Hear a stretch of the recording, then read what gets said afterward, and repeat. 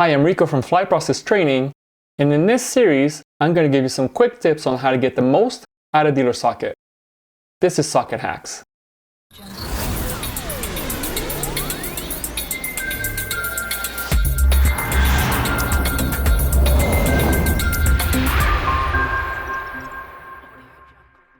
The word reconcile can be used in different ways, but DealerSocket uses the core definition of the Latin origin of the word reconciliare, in which the re means back and conciliare means bring together.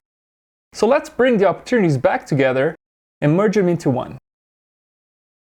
If any part of your sold customer's contact info changes in the DMS after you have entered into DealerSocket, the CRM creates a duplicate opportunity once the deal is posted and synced with the overnight feed.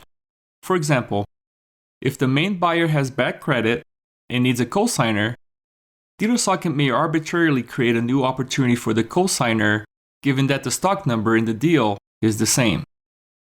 Sometimes you can avoid this, but a lot of the times you can't. So best practice is to reconcile deals once per week to make sure DealerSocket is up to date with customer and opportunity information.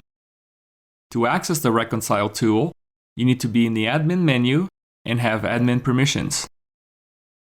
Click on Reconcile Sold Deals.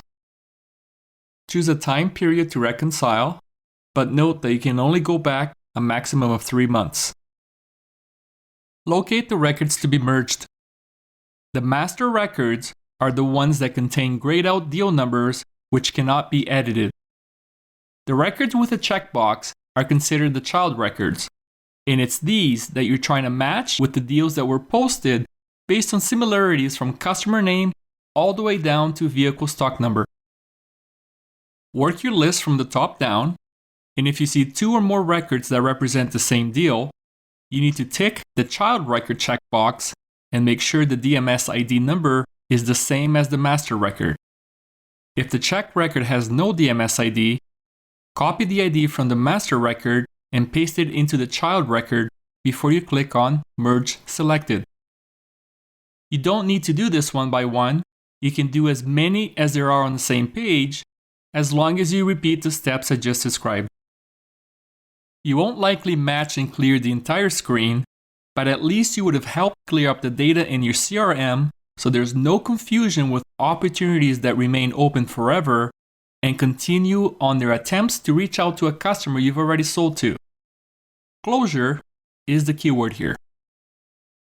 Thanks for watching this video, and please consider watching the other videos in this series, as the goal here is to empower you with the knowledge so you can make good decisions with your CRM.